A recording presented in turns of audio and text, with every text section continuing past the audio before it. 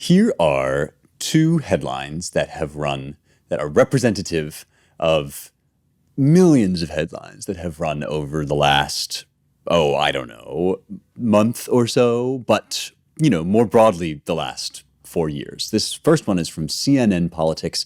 Trump undercuts American democracy as he clings to power.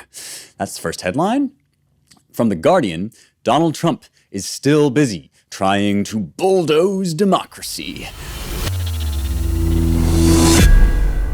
Donald Trump riding a bulldozer over American democracy. And this trope, this phrase, that our democracy is under threat, that we have, the democracy is going to be destroyed by this unblushing autocrat in the White House, is something that has become kind of a mainstay of our political commentary. This idea that we're in danger of losing, the systems and ways of governing ourselves that we hold dear. Now, I pride myself on this show in having given you a slightly longer view thus far and a deeper view of what our system actually is. One remarkable thing that I haven't noted yet is that the word democracy actually doesn't occur in our Constitution. And I am not, by far, not the first to remark to you that America is not a democracy. America is a republic that is a representative government having a tripartite structure. Those three parts are, again, representative of the three sort of basic forms of government, which are monarchy, aristocracy, and democracy. Democracy is the voting part. That's the people.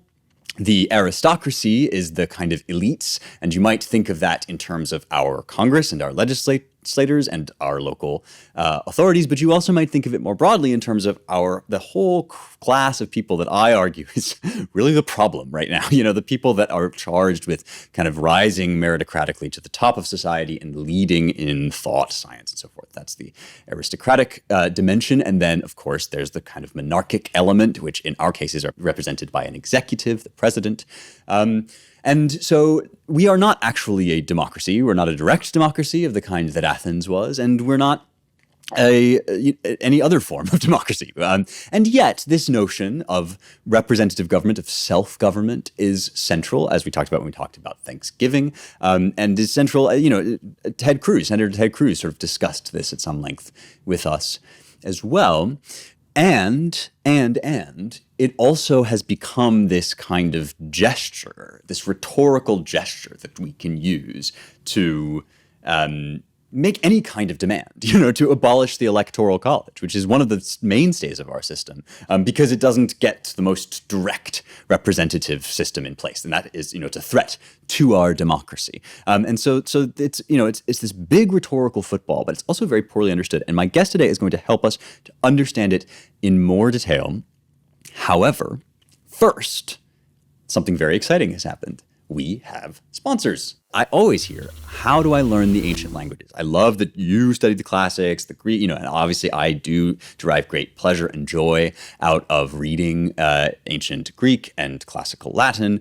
Ancient Language Institute is a fantastic way into it, and it's a great way into that kind of intuitive, natural way of knowing language. Because maybe you're not super into memorizing verb forms, maybe these big long lists of vocabulary are sort of daunting and feel unhelpful to you.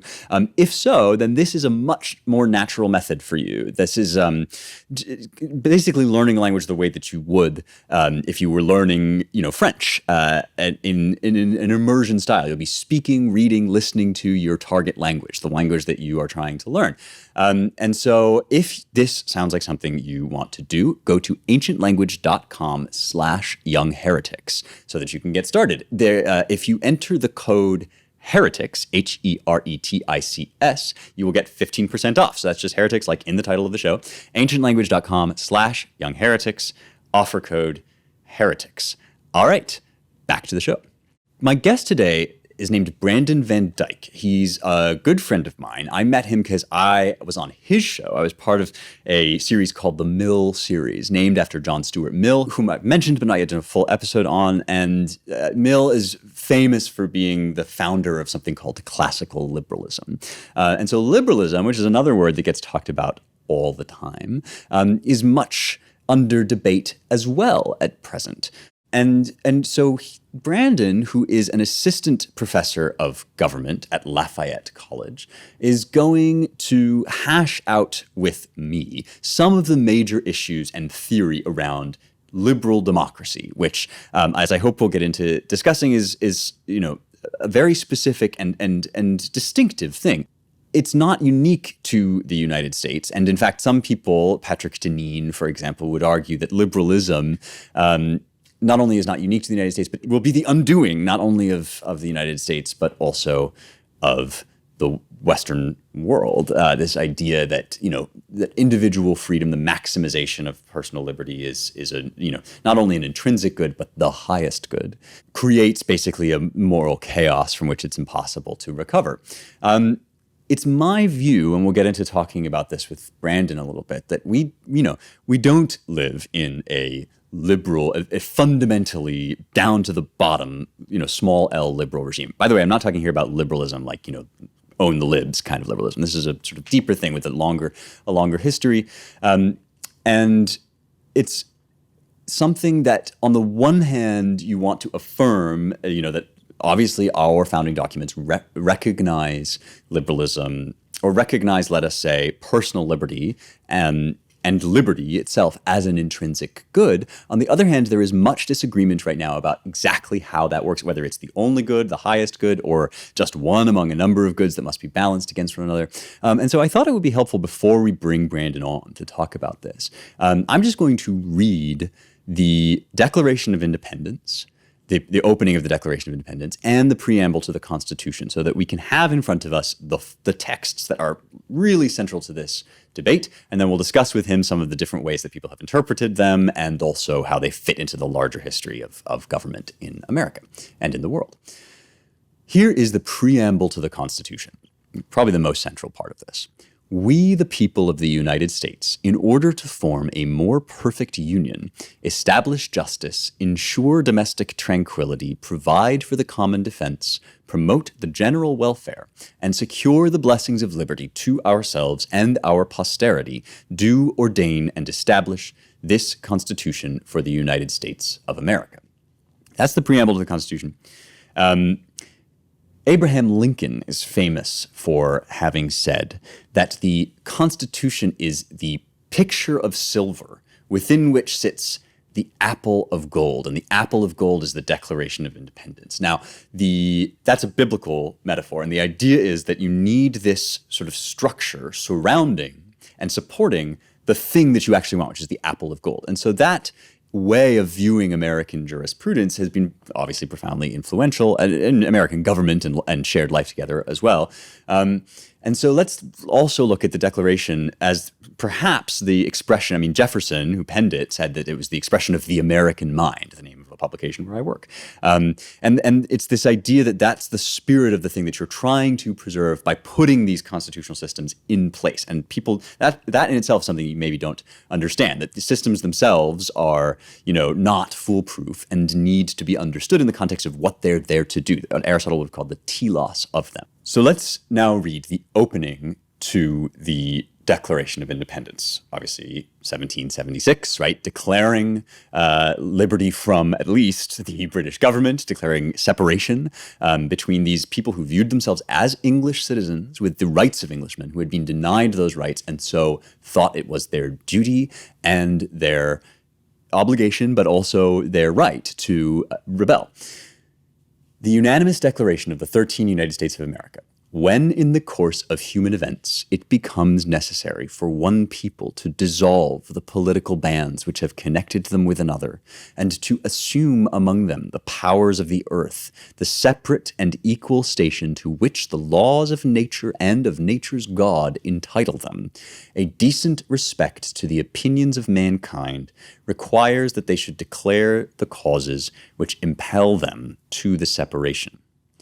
We hold these truths to be self-evident, that all men are created equal, that they are endowed by their Creator with certain unalienable rights, that among these are life, liberty, and the pursuit of happiness, that to secure these rights, governments are instituted among men, deriving their just powers from the consent of the governed, that whenever any form of government becomes destructive of these ends, it is the right of the people to alter or abolish it and to institute new government, laying its foundation on such principles and organizing its powers in such form as to them shall seem most likely to effect their safety and happiness. Okay, I'm going to stop there. And Brandon and I will now launch into a discussion of the historical trends that surround this and the principles that underlie it. But hopefully we'll get into some close reading of this text. And I'll continue to do that sort of once our conversation finishes, because I think that these, understanding these principles, not in their bumper sticker version, not in the version that gets tossed around in Guardian headlines, but as real historical artifacts of a moment when some of the greatest minds ever to walk the earth contemplated the principles according to which they, as Englishmen, had gathered together as a polity. Remember that beginning, right? When in the course of human events it becomes necessary for a people to dissolve the political bands. At what point does the social contract find itself so broken that people need to make a formal break? And on what principles then should they found new government? It's a profound question, and it is, central to it in these texts is the idea of personal liberty, but also, and I think this is something that is often forgotten, right? Also the context within which personal liberty is able to flourish, right? Notice all the other goods here, right? Life, liberty, and the pursuit of happiness. To secure these rights, governments are instituted among men. And then the Constitution, right? To secure for ourselves and our posterity the blessings of liberty. So it's a lot more complicated and nuanced than just let everybody do whatever the heck he wants, right? We're going to get into that. Before we leap into our conversation with Brandon, let me just pause and say thank you once again for listening to and watching this show. It's so fun to create, and I love hearing from you about the impact it's having on your lives. If you have not already, go ahead and subscribe. That way you will get new episodes every week. You can subscribe anywhere you get your podcasts, iTunes, Google Play, YouTube, whatever, Stitcher, and so forth. And this is important, please leave a 5-star review. It is so helpful for us. If you are liking the show, this is a great way to contribute to this grand project. And you can tweet about it and you can put it on Facebook and all kinds of stuff. But the really best thing is to put a 5-star review on iTunes. We love those and I love reading them. All right. Thanks again. Let's talk to Brandon Van Dyck. All right. Honorary heretic Brandon Van Dyck. Brandon, man, how you doing, my friend? I'm doing well, Spencer. How are you? I am great. Thanks. It's great to have you on the show. And as I've explained already, you're here to talk to us about a piece of history that is much in the news and yet quite poorly understood. And that is the development of what is called liberal democracy. I was wondering if the first thing you could just do for us is explain what is meant by that term and be as basic as you want, because even democracy, I think, is poorly understood. But also, what is liberal democracy specifically? Yeah, well, theorists and comparative politics scholars define democracy in different ways. So there are some definitions that are called minimalist definitions that just equate elections and democracy. But of course, the vast majority of countries in the world hold elections, some type of elections. And most of those we would not consider democratic for other reasons. But then on the flip side, there are maximalist definitions, and there are different kinds of maximalist definitions. So some might say, for example, that you actually need direct democracy a la Athens in order to have true democracy. That is, the citizens actually have to not simply elect representatives, but actually make direct policy decisions through things like referenda or participatory budgeting. So like California would be a like. Right, no, exactly. but yeah, so this is important just in one sense, because right now, as we're recording this, I don't know what will be going on when people hear it, but as we're recording, Trump's doing all of these things to look into the results of the election. He's having all these court cases about fraud. And there are some people who are saying this is a slide away from democracy in the sense of that, not in that minimalist definition that just having a vote doesn't make you a democracy. You have to also have certain norms in place and so forth, right? Yeah, that's right. Actually, so what I was gonna say that the definition that most comparative politics scholars use for democracy is a middle ground between the minimalist and the maximalist ones. One other maximalist definition that you may find interesting before I get to the middle ground definition, which is relevant to what you just said about Trump.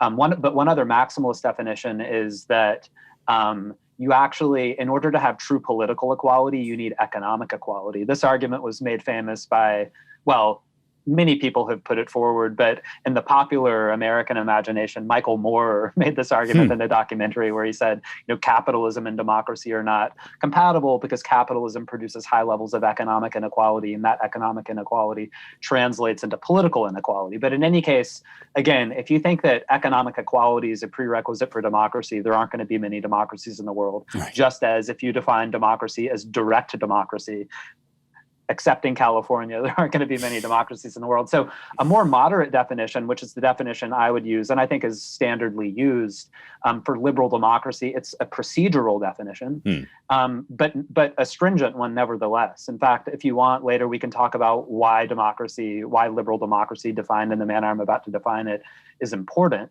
But the definition includes multiple criteria. The first of which is relevant to the point you made earlier, which is obviously there are elections for representatives at the legislative and maybe the executive level as in a presidential system, but those elections have to be regular. They have to be open, meaning anyone can run, multi-party elections, and they have to be clean, non-fraudulent, obviously. So that's a first criterion, just clean, regular, open elections for representatives. Obviously, you need full adult suffrage or something very close to that. And then very importantly, this is kind of the key criterion that distinguishes liberal democracy from majoritarian democracy or majority rule. In a liberal democracy, it must be the case that the state broadly protects those civil liberties that are necessary in order for citizens to speak out against the government, disseminate information about the government and against the government, to organize against the government. And the reason this is important is that the suggestion is, or the implication is, that even if the majority wants to deny a significant segment of the population those civil liberties, it cannot for some reason in a liberal democracy. And a great example, obviously, is the United States, where in order to deprive individuals of those civil liberties, you would have to amend the Bill of Rights. But the last point I'll make about that is that, so in that sense, liberal democracy actually runs counter to democracy to some extent. On the other hand, by protecting those civil liberties, you're actually permitting every citizen to participate fully in the polity. Right. It also strengthens democracy. So the liberal part of liberal democracy has a kind of double-edged effect on democracy. But I would argue that ultimately it's necessary for democracy, because in countries where civil liberties are not protected, what tends to happen is that a faction comes into power and the ruling elite use the state as a weapon against the opposition. They deprive the opposition of civil liberties. They tilt the electoral playing field against the opposition, and it becomes very difficult for the opposition to win an election. Right. I mean, this is from a conservative perspective. So from a liberal perspective, or a leftist perspective, let's say, in America right now, the accusation is that people like Trump are eroding the kind of democracy part of liberal democracy, that the people's voice is not being heard, there's fraud, and on some level, Trump also is making a similar accusation by saying, there's fraud in this election, the Democrat machines and so forth. The conservative critique is kind of more about the liberal part of it, right? Is that, there's this cancel culture, there's an effort in place to, arguments being made very publicly in the New York Times to reconsider the First Amendment. And you're saying kind of the argument against that is, well, that's a recipe essentially for one faction to seize control and make it a democracy in name only. That's right. There's also a criticism on the right, and people might not know about this. There's a criticism of liberalism per se, a very strong criticism that liberalism is kind of, sometimes it's traced back to this philosopher Thomas Hobbes, and is sort of morally relativist. It's just, by allowing everybody to speak, you make no distinction between good and bad speech. You make no distinction, therefore, between good and bad, full stop. And that's why we've kind of devolved into moral incoherence in America in general. This is something I imagine you think about a lot. What is your view of it?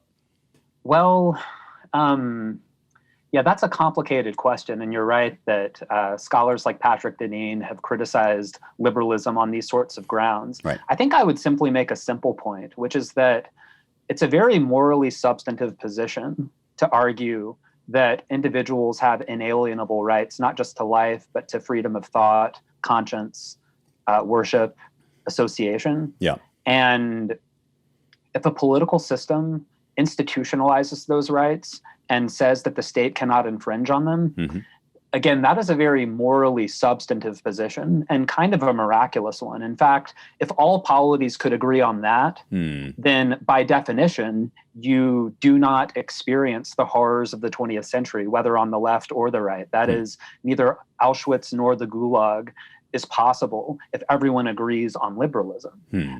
Now, it may also be true that the marketplace of ideas is not all it's cracked up to be, perhaps. I think that's right.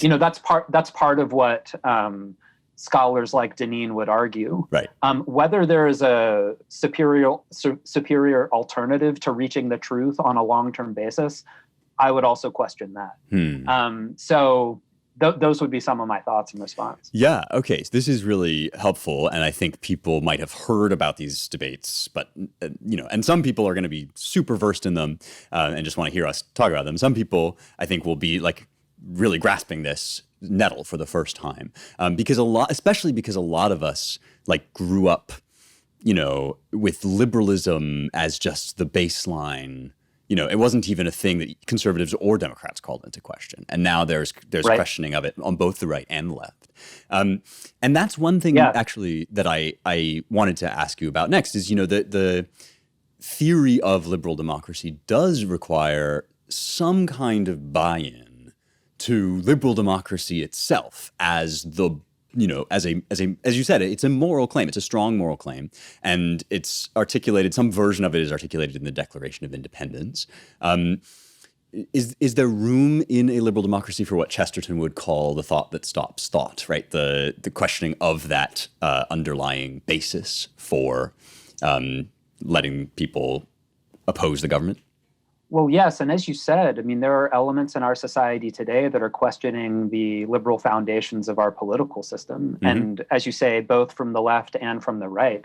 And that may be a fatal flaw, or I don't know if fatal flaw is the right way to put it, but it may make liberalism inherently unstable, and that liberalism allows for the circulation of illiberal ideas. And I think the battle that I see myself as engaged in is the battle to preserve liberal values and whatever even deeper values may be necessary in order to preserve liberal values. But no, I think that it's probably the thing that I worry about the most in the United States. Sure. It's the erosion of the notion that the individual's freedom to think, to feel, to believe, to worship, to associate, to transact business as he sees fit. My biggest concern about the United States is that, as the centuries progress, our national commitment to those ideals are eroding, going to continue to erode, and perhaps be replaced by something else. So, the question of how to maintain liberal values and what is necessary in order to do so, it's a very complex question about which people disagree. For example, you and I may have talked a bit about this when you came to Easton, but some people, like Jordan Peterson, for example, believe that it's going to be difficult to hold on to liberal values as we secularize and lose our connection to Christianity. But I was actually just talking to James Lindsay a few days ago, and he seems to think that it's perfectly possible for liberalism and atheism to coexist. Right. So that's a complicated debate. But I think the fact that Western countries, including the United States, are becoming less religious and less Christian, at least from a Petersonian perspective, right. Might make us pessimistic about the prospects of liberalism sustaining itself culturally, in the ideas of normal people going forward into the coming decades and centuries. Yeah, okay. This is a really interesting development that's happening on the modern right, which is now expanding to include opponents of cancel culture writ large, which means it's taking in people that don't consider themselves conservatives, wouldn't call themselves right-wingers. James Lindsay is somebody who's resisted that label. This is the guy that made his name by, hoaxing a bunch of academic journals. He doesn't like the term hoax. Oh, that's right. I remember this. But okay, so he sent fake papers into a journal and got them accepted because they were so ridiculous. So the debate here is between. I mean, what's interesting is Peterson is not a kind of fist-thumping traditionalist. He's not like a Catholic or anything. He's just arguing that endowed by their creator with certain inalienable rights, the creator is. You can't just take that noun out of the sentence and have it make grammatical sense, right? Like, and that once you move away from that, you lose that shared foundation. Lindsay, Steven Pinker is somebody I would cite who, again, not a conservative, but now in this new fold, right? Like, much more optimistic about a secular liberalism. I want to ask you. I mean, Sam Harris would be another great example. Totally, I think. Right, and people, will have definitely like heard him recently in recent days on Twitter and so forth, like pontificating about this. Now, I will say for my part that I'm a Petersonite with added religion sauce, with extra religion sauce. Because I'm really both don't believe that you can sustain these things without a creator and believe in a creator, but I'm particularly interested in how to revive that belief generally. I would say that the term liberalism is historically associated with the Enlightenment, right? So the Enlightenment was fundamentally the shift toward viewing reason as authoritative, not necessarily the sole authority, but more authoritative than it used to be. Right. And the Enlightenment produced a number of shifts, but one of them was the development of liberal ideas in the political and economic spheres. And really what I mean by that is the development of liberal democracy and capitalism. And then obviously the Enlightenment also led to the development of science, engineering, and medicine. But liberalism, as it came to be used in Europe as a result of the Enlightenment, referred to really a set of values, a set of cultural values, like a liberal culture. I mean, I think I would argue that the reason liberal democracy and capitalism emerged organically in the West is in large part that Western countries, Northwestern European countries in particular, in their settler colonies, had pretty liberal cultures, especially at the elite level. And what I mean by that is cultures where people believed that individuals should be free to think, believe, worship, associate, create, transact business as they see fit. Liberty, liberal. But importantly, that these freedoms extend to all individuals. That's equality. So the French Revolutionary slogan, liberty, equality, and fraternity. Right. One other interesting aspect of liberal ideology that often doesn't get emphasized as much is this view that competition is salutary. That competition and even conflict are good rather than bad. They're a sign of health rather than sickness. So that could be competition between firms in the marketplace. It could be competition between ideas in the intellectual sphere. It could be competition between candidates, parties, and programs in the political sphere. But what I would say is that this set of ideas, that individual liberty is unbelievably important, that these liberties extend to all individuals, and that competition between competing ideas and firms economically are good. That's what I think of liberalism as meaning. And again, the term and the values became more predominant in Europe as a consequence of the Enlightenment. And obviously that raises the very important question, like, why did the Enlightenment happen in Europe? Because the story of like why liberal democracy emerged organically at the national level for the first time in Europe is largely a question of why the Enlightenment happened in Europe and not elsewhere.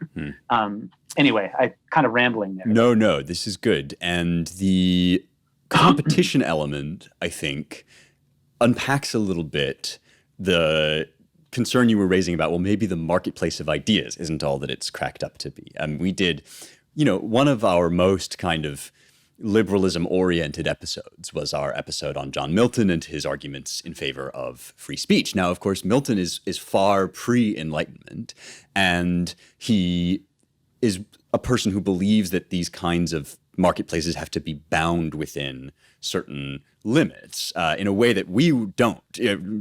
That's not totally true. Not everybody believes this, but generally, I think if you ask people, they'll say, no, let 1,000 flowers bloom, unfettered competition. But Milton has this idea that if you let all of the people say all of the things, then the truth will win out in that battle. Right. And that's essentially that argument extrapolated out into every sphere, mapped onto everything, is the faith, right? It's been called liberal fideism on some level. So what is your, tell me a little bit more about your view of this as, you're either endorsing it or not endorsing it or somewhere in between, right? How much faith can we have in that marketplace, especially when it's producing a lot of kind of ugly results right now? First of all, I like the term liberal fideism. I had not heard that before. Yeah. And so I do believe that if you have two good faith actors who are using the rules of logic and evidence and coming at the truth from their perspectives, but really engaging with each other, that the resulting synthesis is going to be closer to the truth. And if a lot of people do that, the resulting synthesis is going to be closer to the truth. And ideally, of course, that's what the academy is for. Now, a whole other conversation is whether the academy is actually instantiating that ideal. But of course, the public square doesn't even try to be that way. Certainly in the short and medium term, the public square does not approximate the conditions of the academy. It's a lot messier, a lot more people can speak, and they don't even pretend necessarily to obey rules of logic and evidence and civility, et cetera. So the public square is a lot messier. The marketplace of ideas in the public square and in the press is a lot messier. It still may be rational to believe, though, one, that in the long term, the best ideas are going to win out even in the messy public square. And second, that, and this may be the most important point, that any illiberal solution is going to be worse than liberalism itself. That's an argument that I take seriously. Because the only alternative to liberalism is the state defining certain kinds of speech as out of bounds. And that's a very dangerous precedent to set, because who defines what is out of bounds and on what grounds and for what reasons? So, what we might say about liberalism, the same thing that Churchill famously said about democracy. It's a lousy system. There's just nothing that's better. It's the, right? So this is, to me, I think that phrase that you used, good faith, is doing a lot of work there. And I think it's fair to have it do that work, because it contains, in that box labeled good faith, in my view, is contained all of those conditions that are actually not, it's not very easy to think about how to create them, and they kind of destroy themselves if you try to enforce them. So those conditions, in my opinion, do include faith. They include a religious populace, but also a relatively educated populace, and a populace that has a lot of buy-in to these liberal ideals. And so I think that actually this is something that Machiavelli, of all people, is kind of good on.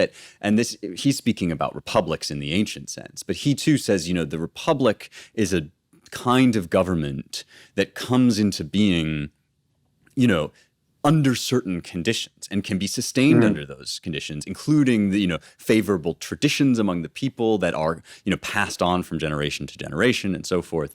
And if you don't have those, it's going to be very difficult to found or sustain a republic.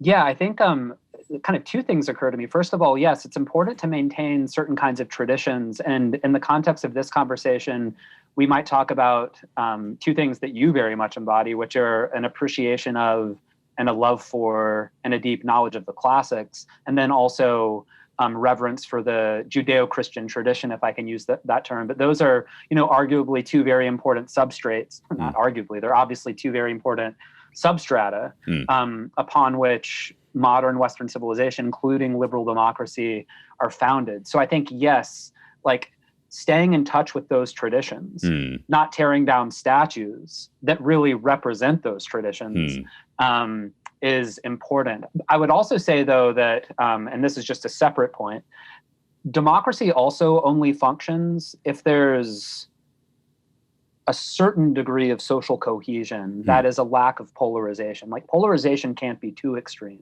Because if polarization becomes too extreme in a polity, people stop caring about the democratic rules and procedures, and they just want to defeat the other side. And so I think that, two things that are concerning about the contemporary West are, one, our distancing from our classical and Judeo-Christian roots, and second, increasing polarization. And, the question, what's driving the increasing polarization, is an interesting one that we could talk about.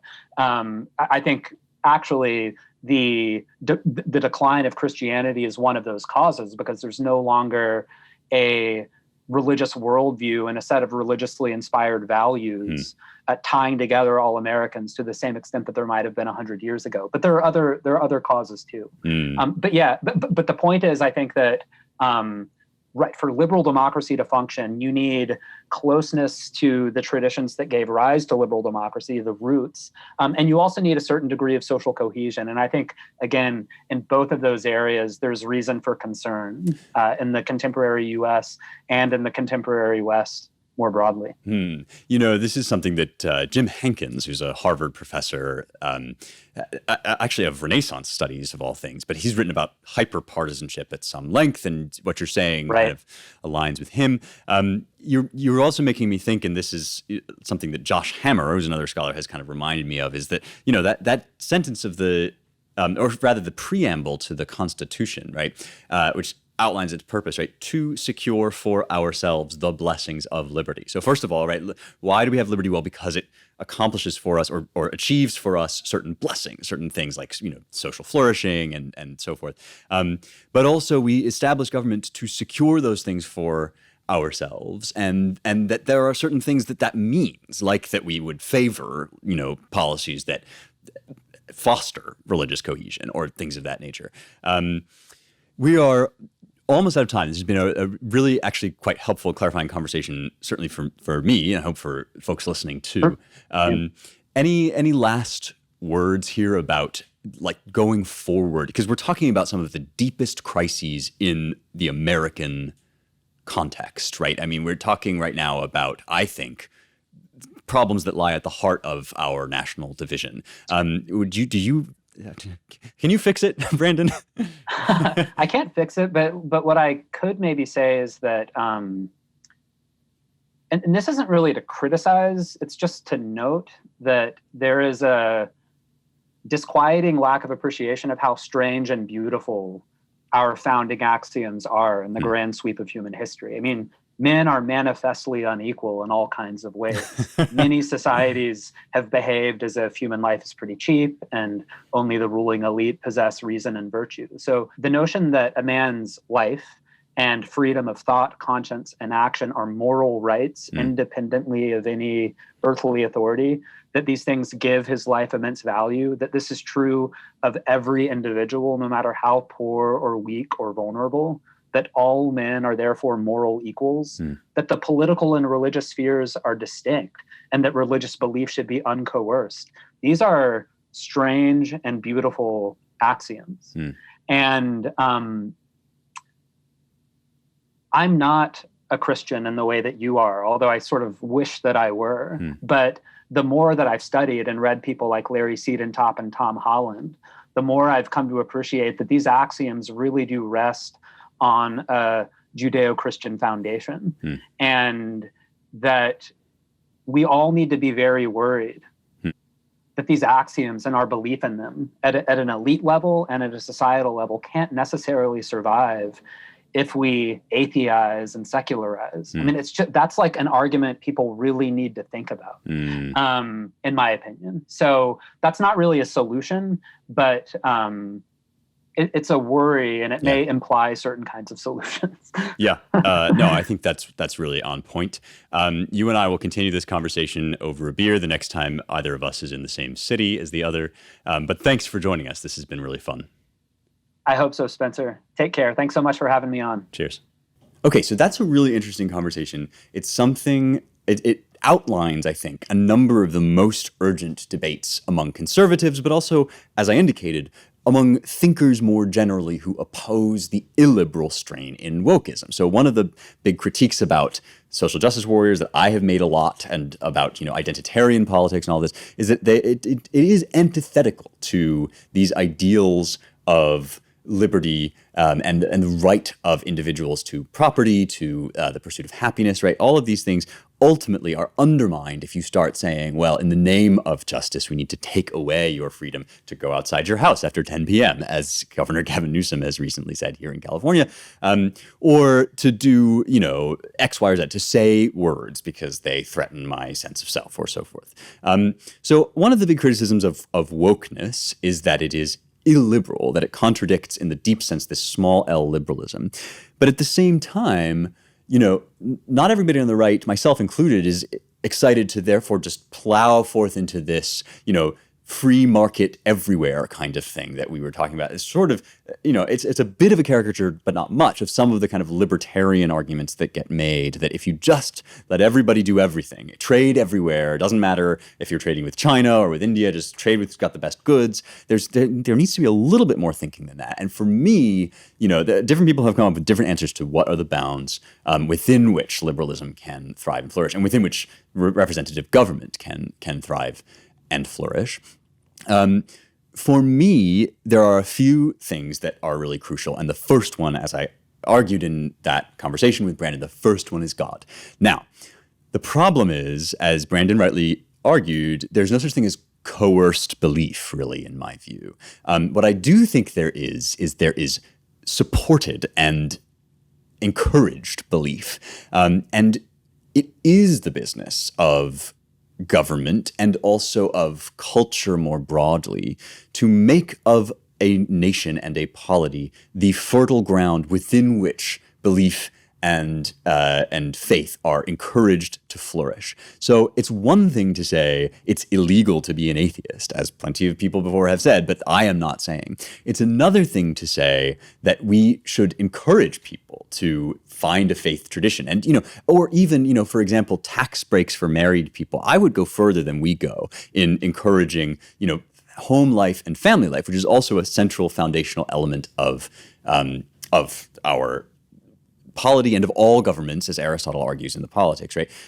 So I, for example, when people say forgive student debt, here's an example of how this might play out. People say forgive student debt. As a blanket policy, I think that's absurd. That's a write-off for basically the children of elites from the working class, right? Because you get all these people with college degrees getting taxpayer money from the broad base of the public to support their dreams. I don't think that's right at all. But I would be open to discussing student debt forgiveness in some measure for those who marry and have a certain number of children. Because I think we should unapologetically be able to affirm that people marrying and having children is one of the things without which our shared life cannot survive. So remember, it's to secure not just the right to life, liberty, and the pursuit of happiness, but to secure those rights, right? That to secure them for ourselves and our posterity. And the government has an interest in taking measures without infringing upon those liberties that can create the structure within which that sort of thing can flourish. So I would totally be open to that student debt forgiveness if it came along with a serious reconsideration of where federal dollars go, because the government also has an interest in not funding bodies of people who exist to undermine its principles, right? So these sorts of things, when you say them, there's a certain strand of even conservatism that says, you're being a sort of autocrat or you're being an authoritarian. I don't think that's true at all. I think if you read these statements of purpose that I read at the beginning, you will find that in addition to liberty, which is an intrinsic good and is a good in and of itself, I maintain that. I do believe that without personal liberty, there is no such thing as true moral excellence. I believe without personal liberty, there's no such thing as true belief. But the whole thing, that notion of framing the apple of gold in a picture of silver is very crucial, and allows us, I think, to get rid of some of our pearl clutching about ideas like I articulated with student debt forgiveness. There's a million different ways according to which in which that principle can be played out in the world. But hopefully Brandon's conversation and then this little coda sort of gives you an idea of what those principles are. let us do the mailbag. Okay, mailbag questions come to me on Twitter.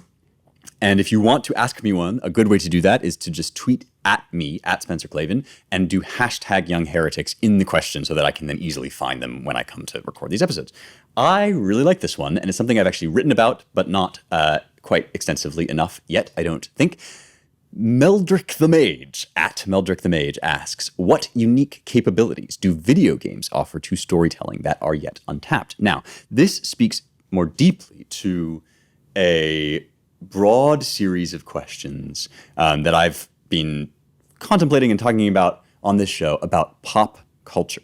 When we did the Maltese Falcon episode, I talked about not just shrugging off pop culture as kind of, in every instance, base and degraded. Now, I think there's a lot of base and degraded pop culture out there, unfortunately. I think one reason for that is that many of our cultural accreditation systems, many of our institutions like the Oscars that award excellence, or the Pulitzers that award excellence in cultural fields, are so corrupt that the things which rise to the top and the things that people try to create in order to get those honors are awful. They're degraded, they express the lowest human sentiments, and they express them without any awareness of sort of higher functioning. I mean, WAP has been in the news a lot lately, but there's a million. I mean, just watch Katy Perry's Bon Appetit video if you want to know what I'm talking about. This idea of the human person as meat. I think that's, almost not art. It sort of detracts, it almost sucks humanity out of you by watching it.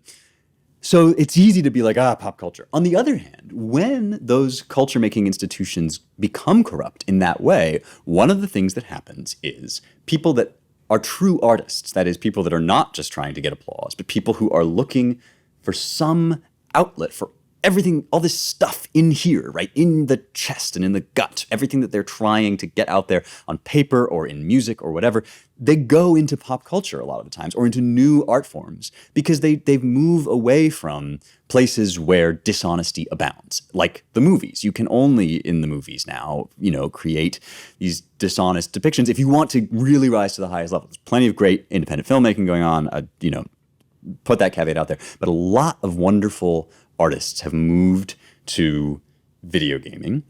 And I think that visual art has basically moved entirely to video games, which when you go play a video game like Final Fantasy 15 and you look around you and there are landscapes like Rubens would have dreamed about, like Bosch only fantasized of, then you see like this, there's art going on here completely unacknowledged, completely under the radar of all the fancy Met Gala people, in New York.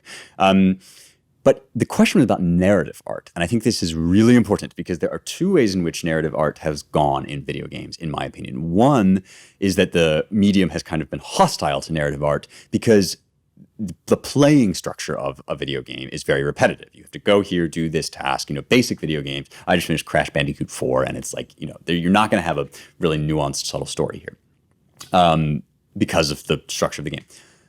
On the other hand, the immediacy, the emotional immediacy of holding a controller in your hand and controlling a person, it does create all of this possibility for unmediated emotional experience, sort of direct, like you're in the shoes of the character, which is a big part of first-person narrative and just narrative in general, to kind of convey some inner feeling of what it was like to be there. And so here's some games that I think have been really creative in this dimension. Inside, which is, I think it's on Xbox. I think you can get it on a number of consoles, and also PC. Braid, which is a PC game, and a puzzle game, 2D scroller, and Ico, which is an older one, a PlayStation game. And each one of those in different ways finds creative ways of seamlessly integrating the storytelling with the gameplay. So inside, a lot of the puzzles that you solve tell stories. Braid is the same, and there's a spoiler, I won't give this spoiler away, but at the end of Braid, there is this incredible reveal that tells you the whole story and kind of falls into place. So these ways of kind of using your own engagement with the thing to do the story, I think are a big thing that's going to come up. It's going to be part of virtual reality as we start to make that a bigger deal. One caveat: realism is not the point. And I know that it's really cool to see like graphics that look so real. And, virtual reality is amazing even now. It's going to get insane, out of this world. But if we just try to make things more and more like real life, we will not make art. Think of it this way. You love playing Call of Duty, but you don't actually want to get shot. That's not what the experience of playing Call of Duty is like. And if it hurt or killed you, then it would be not art. It would be just a thing that you were doing. There is a level of artifice that is required for imaginative conveyance of the qualitative experience of a thing. And so even as our technology gets better and better, I think I'm going to be most interested in seeing what the most creative forms of not abstract, but stylized art is. I hope that answers the question.